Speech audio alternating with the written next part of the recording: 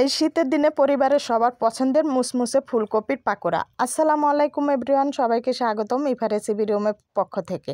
প্রতিদিনের মতো আবারও চলে আসলাম আরও একটি ভিডিও নিয়ে তোমাদের সাথে শেয়ার করার জন্য। আজকে তোমাদের সাথে শেয়ার করব মুসমুসে ফুলকপির পাকোড়া।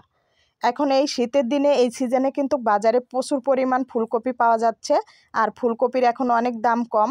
চাইলে বিকেলের নাস্তায় গরম গরম এই পাকোড়া বানিয়ে পরিবারের সাথে খেতে পারো, দেখবে সবারই ভালো লাগবে, সবাই অনেক পছন্দও করবে। তো বন্ধুরা, আশা করি ভিডিওটি তোমাদের ভালো লাগবে। ভালো লাগলে পেজটি তোমরা যারা এখনও সাবস্ক্রাইব করো নাই সাবস্ক্রাইব করে রাখবে। ভিডিওটি শুরু থেকে শেষ পর্যন্ত দেখার অনুরোধ রইল। তো এখানে আমি একটা মিডিয়াম সাইজের ফুলকপি নিয়েছি, যেগুলো বড় ফুল সেগুলো একটু কেটে নিয়েছি, আর ছোটোগুলো কাটার প্রয়োজন নেই। এখন এগুলো আমি সেদ্ধ করে নেব। চুলাতে একটা পাতিলে দিয়েছি পরিমাপ মতো পানি, আর দিয়েছি সামান্য একটু লবণ। এখন এগুলো সেদ্ধ করে নেব। কপিতে যে একটা ব্যাকটেরিয়া থাকে, সেদ্ধ করে নিলে ব্যাকটেরিয়াটা বের হয়ে যাবে। তো কপিটা আধা সেদ্ধ করে নিয়েছি, এটা কিন্তু একদমই সেদ্ধ করা যাবে না, এতে করে মশলা করার সময় কিন্তু ফুলগুলো ভেঙে যেতে পারে। এখন এগুলো পানি ঝরিয়ে আমি এগুলো ঠান্ডা করে নেব। এর ফাঁকে আমি মশলা বানিয়ে নেব। মশলা বানানোর জন্য এখানে দিয়ে দিচ্ছি 2 চামচ ময়দা, 2 চামচ চাউলের গুঁড়া। চাউলের গুঁড়াটা দিলে কিন্তু এই ফুলকপির পাকোড়াটা অনেক বেশি মুসমুসে হবে। আর দিয়ে দিচ্ছি সামান্য একটু হলুদের গুঁড়া, আর দিয়ে দিচ্ছি শুকনো মরিচের গুঁড়া 2 চামচ। আমি একটু ঝাল ঝাল করে পাকোড়াটা বানাবো, চাইলে তোমরা ঝালের পরিমাপটা তোমাদের পছন্দ মতো করে অ্যাড করতে পারো। আর দিয়ে দিলাম স্বাদ মতো লবণ, সামান্য একটু দিয়ে দিচ্ছি কালার ফুড। এটা সম্পূর্ণ অপশনাল, চাইলে দিতেও পারো নাও দিতে পারো, তবে কালারটা দিলে একটু সুন্দর আসবে, তার জন্য কিন্তু দিয়ে দিলাম। আর দিয়ে দিচ্ছি হাফ চামচ আদা রসুন বাটা, হাফ চামচ জিরে বাটা। পরিমাপ মতো পানি দিয়ে এখন বেটারটা মেখে নেব। বেটারটা কিন্তু পাতলা করা যাবে না, ঠিক এইভাবেই কিন্তু একটু ঘন করে বানিয়ে নিতে হবে।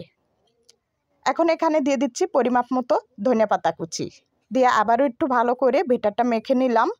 এখন দিয়ে দেব ফুলকপি। কপিগুলো দিয়ে ভালোভাবে বেটারের সাথে মেখে নেব। এমনভাবে মেখে নিতে হবে যাতে করে প্রত্যেকটা ফুলের গায়ে ভালোভাবে বেটারটা বসে যায়।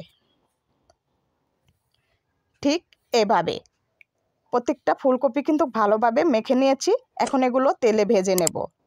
চুলাতে একটা কড়াইয়ে দিয়েছি পরিমাপ মতো তেল, তেলটা গরম করে নিয়েছি। এখন এক এক করে ফুলকপিগুলো তেলের উপরে দিয়ে দেব। চুলার আঁচটা মিডিয়াম রেখে উল্টে পাল্টে পাকোড়াগুলো ভেজে নেব। আমার এই পাকোড়াগুলো ভাজতে বেশি সময় লাগবে না, 1 থেকে 2 বার উল্টে পাল্টে দিলে কিন্তু এগুলো ভাজা হয়ে যাবে। তোমরা যদি কপি সেদ্ধ না করো সেক্ষেত্রে কিন্তু এই পাকোড়াগুলো ভাজতে অনেক বেশি সময় লাগবে। তাই বলবো একটু হালকা করে কপিটা ভাপ দিয়ে নেবে, এতে করে কিন্তু ভাজতে বেশি সময় লাগবে না। তো 2 থেকে 2 বার উল্টে পাল্টে দিয়েছি, আর কালারটা কত সুন্দর হয়েছে তা তো তোমরা দেখতেই পাচ্ছ।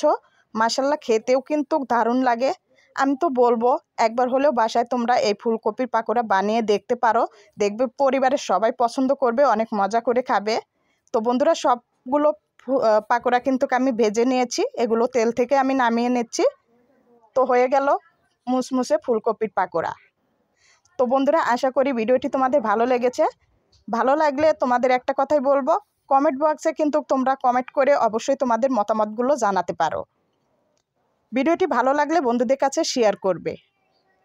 আমার সাথে এতক্ষণ থাকার জন্য তোমাদেরকে জানাই অসংখ্য অসংখ্য ধন্যবাদ। তো বন্ধুরা, আজ এই পর্যন্ত। আল্লাহ হাফেজ।